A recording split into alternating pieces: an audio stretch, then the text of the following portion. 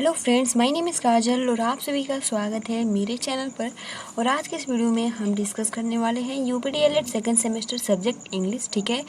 और आज हम अगला लेसन डिस्कस कर रहे हैं जिसका नाम है इम्पोर्टेंस ऑफ राइटिंग स्किल, ठीक। तो आज का हमारा यही टॉपिक रहेगा, ठीक है। हम टॉपिक वाइज डिस्कस करेंगे जितने भी इसमें महत्वपूर्ण पॉइंट्स हैं।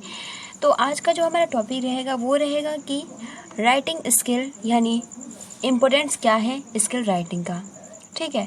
तो चलिए फ्रेंड्स शुरू करते हैं। और अगर आपने प्रीवियस वीडियोस नहीं देखा है तो मैंने प्लेलिस्ट बना दिया है, वहाँ से आप देख सकते हो। और जो प्लेलिस्ट का लिंक है आपको कमेंट्स बॉक्स में मिल जाएगा, आप वहाँ से जाकर देख सकते हो।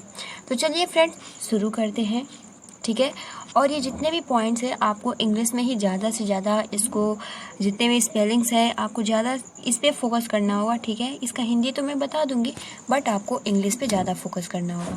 तो देखिए फर्स्ट पॉइंट क्या कह रहा है, कि इम्पोर्टेंस ऑफ राइटिंग स्किल।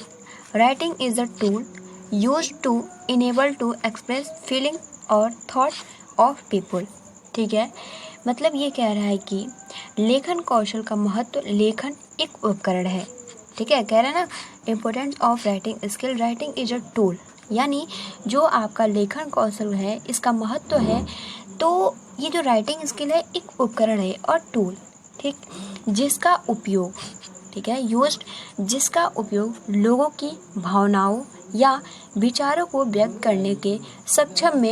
करने में किया जाता है। जैसे कि मान लीजिए एग्जाम्पल के लिए हम कह सकते हैं, अगर हम कुछ लिखते भी हैं या मान लीजिए किसी के पास ईमेल या कुछ भी हम भेजते हैं तो राइटिंग स्किल यानी उसमें आपका भाव छिपा होता है। तो आप देख सकते हो कि यही कह रहा है कि एक उपकरण है जिसका उपयोग लोगों की भावनाओं या विचारों को व्यक्त करने में सक्षम करने के लिए किया जाता है। क्लियर। अब देखिए अगला जो पॉइंट कह रहा है, it is almost as important as speech, यानी यह लगभग उतना ही महत्वपूर्ण है जितना कि भाषण। आप देख सकते हो जो राइटिंग स्किल्स है यहाँ पे जो तुलना की जा रही है ये स्पीच यानी भाषण से किया जा रहा है। कह रहा है कि it is almost as important as speech, यानी यह लगभग उतना ही महत्वपूर्ण है जितना कि भाषण। अगला पॉइंट कह रहा है कि as far as school is concerned, we may say that we teach our pupils now to write so that they can, यानी यहाँ से कह रहा है कि जहाँ तक स्कूल का सवाल है, हम कह सकते हैं कि हम अपने विद्यार्थियों को अब लिखना सिखाते हैं ताकि वे लिख सके। तो 100% तय है, 100% ये सही बात है कि जब एक छोटा सा बालक स्कूल में जाता है, ठीक है, तो सबसे पहले तो उसको मौखिक रूप से बोला जाता है, फिर वह लिखना स्टार्ट करता है कि ए है, बी है, सी है, डी है। तो क्या होता है ना, लिखने से ही उसका जो मानसिक क्षमता है विकास होता है। तो यही कह रहा है कि as for as school in concern मतलब होता है चिंतित करना, ठीक है।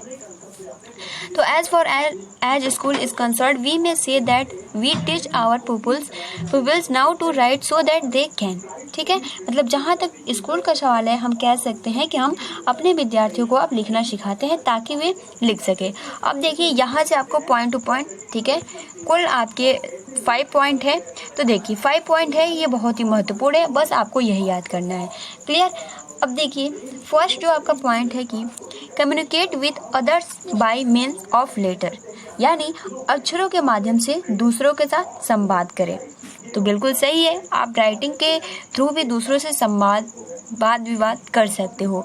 तो communicate with others by mean of letters, यानी अक्षरों के माध्यम से दूसरों के साथ संवाद कर सकते हैं या पत्र के माध्यम से, ठीक है। अब कह रहा है कि make a record of what they are learning in geography, science, history, etc.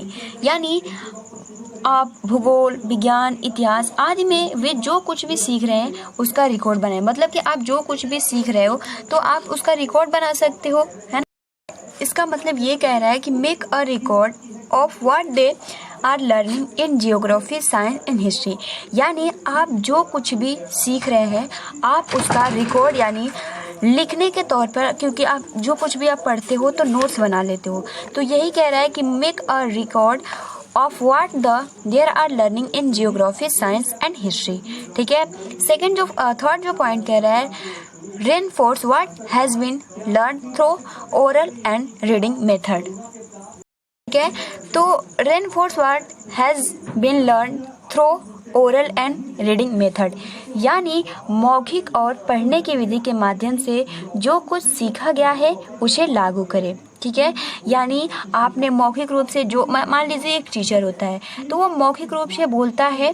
ठीक है, मौखिक रूप से वो बोलता है या फिर पढ़ाता है, तो आप जो कुछ भी सीखते हैं आप राइटिंग यानी लिखने के माध्यम से आप उसको लिख सकते हो, उसका रिकॉर्ड बना सकते हो। ठीक है, फिर आपका 4th पॉइंट कह रहा है कि show what they have learned by writing answer and question, यानी उत्तर और प्रश्न लिखकर जो उन्होंने सीखा है उसे दिखाएं। ठीक है, so what they have learned by writing answers and question, इसका मतलब यही हो जाएगा कि आपने जो कुछ क्वेश्चन एंड आंसर के माध्यम से सीखा है आप उसको दिखा सकते हैं राइटिंग के माध्यम से। 5th आपका पॉइंट कह रहा है it is a means of testing their knowledge make writing perfect, यानी यह उनके ज्ञान के परीक्षण का एक साधन है। तो बिल्कुल सही बात है, क्योंकि अगर आप मान लीजिए किसी भी अगर आपके पास सबूत रहता है, आपने देखा भी होगा कि लोग सबूत मांगते हैं तो कहते हैं आप एक पेज पे लिख के दीजिए। ठीक है, तो उस पर सिग्नेचर होता है, तो उसका बहुत बड़ा महत्व होता है, बहुत अहम रोल होता है। तो यही ये सिंपल लैंग्वेज में कह रहा है कि it's means of testing their knowledge make writing perfect, यानी यह उनके ज्ञान के परीक्षण का एक साधन है कि आपने क्या कुछ पढ़ा, जो हमने मौखिक रूप से पढ़ाया, जो हमने क्वेश्चन आंसर किया, क्या आपको समझ में आया है या नहीं। तो आप राइटिंग यानी लिख के दिखा सकते हो कि हाँ मुझे समझ में आया है या फिर नहीं। ठीक है, तो यहाँ कह रहा है कि मेक राइटिंग परफेक्ट, यानी लेखन को पूर्ण बनाए, अच्छा बनाए, लेखन कौशल यहाँ पे जो कह रहा है एग्जामिन द राइटिंग स्किल, यानी लेखन कौशल का परीक्षण करें। तो गाइस बहुत ही इम्पोर्टेंट्स आपका आज का जो पॉइंट्स है, और भी कुछ पॉइंट्स है जो शेष रह जाते हैं। ठीक है, तो हम अगली वीडियो में डिस्कस करेंगे। फिलहाल आज हमने डिस्कस किया कि इम्पोर्टेंस ऑफ राइटिंग स्किल्स। ठीक है, इम्पोर्टेंट ये जितने भी इंग्लिश के पॉइंट्स हैं आप अच्छे से याद कर लीजिएगा, और सबसे महत्वपूर्ण ये वाला पॉइंट है कि it is almost as important as speech. ठीक है, यानी जो इसका महत्व है, ठीक है, ये मतलब लगभग भाषण के ही जैसा है। ठीक है, मतलब यह लगभग उतना ही महत्वपूर्ण है जितना कि भाषण स्पीच इम्पोर्टेंस होता है। क्लियर गाइज, तो आपको यहाँ जो फर्स्ट पॉइंट कह रहा है कि communicate with others by mean of letters. ठीक है, यानी अक्षरों के माध्यम से दूसरों के साथ संवाद करें राइटिंग के माध्यम से। सेकंड कह रहा है make a record of what they are learning in geography, science, history etc, मतलब आपने जो कुछ भी पढ़ा है आप उसका रिकॉर्ड बना सकते हो। थर्ड पॉइंट कहता है reinforce what has been learn through oral and reading method, यानी मौखिक और पढ़ने की विधि के माध्यम से जो कुछ भी सीखा गया है आप मतलब उसको लागू कर सकते हैं राइटिंग स्किल्स के थ्रू। फोर्थ कह रहा है so what they have learn by writing answer and question, यानी आपने उत्तर और प्रश्न लिखकर जो उन्होंने सीखा है उसे दिखाया। तो गाइज आज के लिए इतना ही, आप अपना अच्छे से प्रिपरेशन करते रहिए। तब तक के लिए thanks for watching.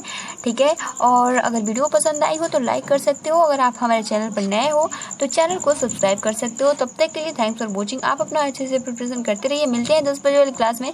Thanks for watching, take care and best of luck.